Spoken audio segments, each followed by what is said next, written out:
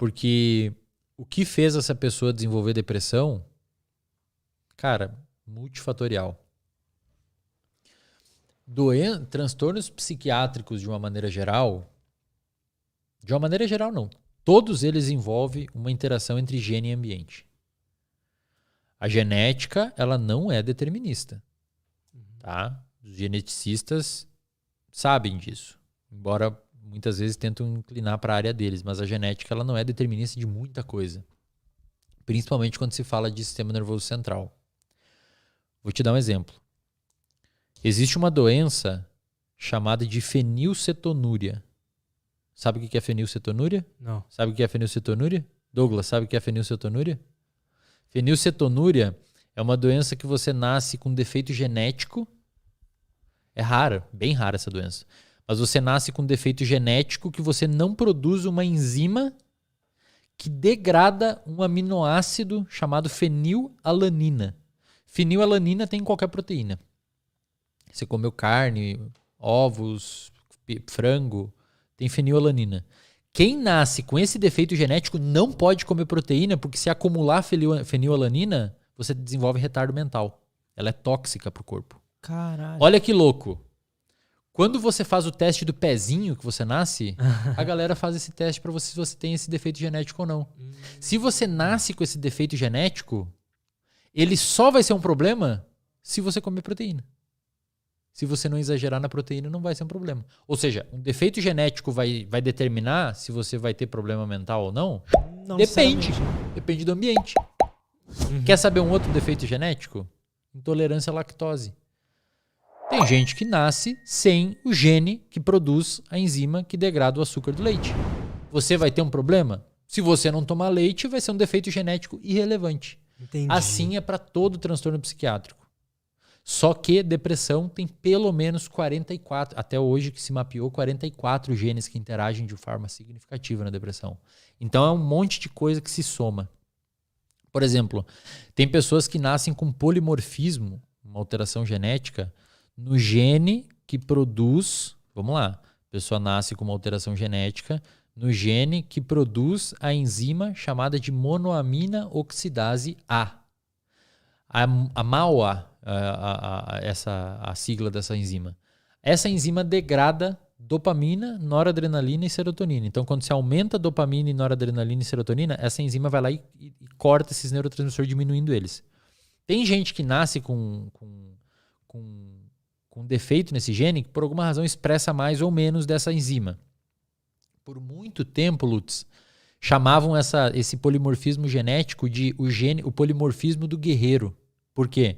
Porque se achavam que pessoas que tinham esse polimorfismo genético ficavam mais agressivas.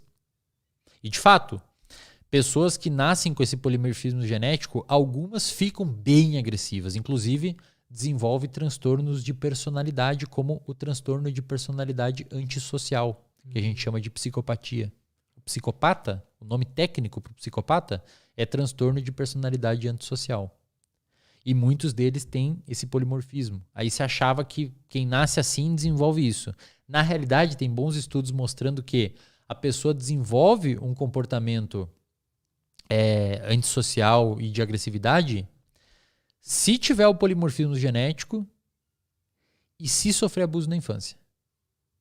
Tem que ter as duas coisas juntas. Entendi. Então, o polimorfismo genético vai ser um problema se o ambiente meio que ativar ele. E assim é com tudo. Só na infância? Principalmente na infância. Principalmente na infância. Então, as doenças psiquiátricas é uma interação entre gene e ambiente, né? Isso para todas. Para todas. Para qualquer uma. Então, não teria como saber se aquele padrão de atividade da amígdala daquela paciente com depressão seria o mesmo da outra. Por quê? Porque a genética influenciou a atividade da amígdala daquela paciente e as experiências dela. Existe uma coisa chamada neuroplasticidade. Neuroplasticidade é a mudança do seu cérebro frente a experiências que você tem na vida, né? Inclusive, é via mecanismos neuroplásticos que o seu cérebro, por exemplo, diminui aqueles tônus dopaminérgicos. Pensa assim, ó, o seu cérebro, ele é Ele responde ao que você dá para ele. Por quê? Porque existe a neuroplasticidade. A neuroplasticidade ela é muito alta em alguns períodos, principalmente até os 25 anos em média. Tá? Vão achar aí que semana que vem faz 25 anos, vou aproveitar uma semaninha para dar um corre na minha neuroplasticidade porque vai fechar nos 25 anos. Isso não existe. Mas o que a gente sabe hoje é que depois dos 25 anos, principalmente na idade adulta, é mais difícil você induzir neuroplasticidade numa pessoa. E olha que louco, cara. Quando você olha para o cérebro, tudo faz sentido. Porque qual que é o período em que mais desabrocha os transtornos psiquiátricos, tirando os do neurodesenvolvimento? 17 a 23 anos. É o período que mais tem o pico de diagnóstico e de manifestação do sintoma. É nesse... Por favor, me escutem agora o que eu tenho que dizer aqui, que é um apelo que eu faço. Pais, mães, tios, avós. Quanto mais cedo você tratar a pessoa que vive com você, que manifesta sintomas de depressão, bipolaridade, esquizofrenia, o que for, maior é a chance da remissão dos sintomas. Por quê? Porque o cérebro é plástico. Quanto mais doente você fica, melhor ele fica em ficar doente. Caralho. Quanto mais doente você, quanto mais tempo ansioso você é, mais o seu cérebro se alterou devido à ansiedade e melhor ele ficou em ser ansioso. Por isso, quando você pega um paciente muito tempo deprimido, muito tempo ansioso, a chance de remissão dos sintomas é pequenininha, bem menor, sem medicamento, etc. Por quê? Porque o cérebro já meio que encascou aquilo, sabe? Aquilo já fixou na pessoa. Porque depois dos 25 anos, em média, a neuroplasticidade cai muito. Tanto é que você pegar um moleque de 10 anos, botar morar nos Estados Unidos, na Alemanha, sei lá. Cara, 1 ano ele tá falando a língua de lá. Sem cursinho, sem curso. Pois é, né? Agora bota um marmanjo de 35.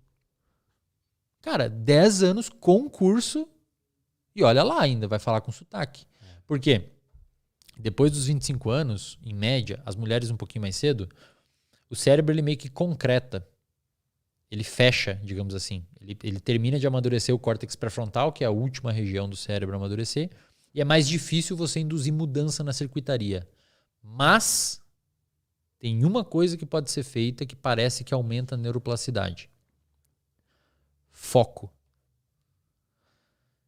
Tem um grupo do professor chamado Merzenich, que publicou vários artigos na Science, Journal of Neuroscience, bons jornais científicos.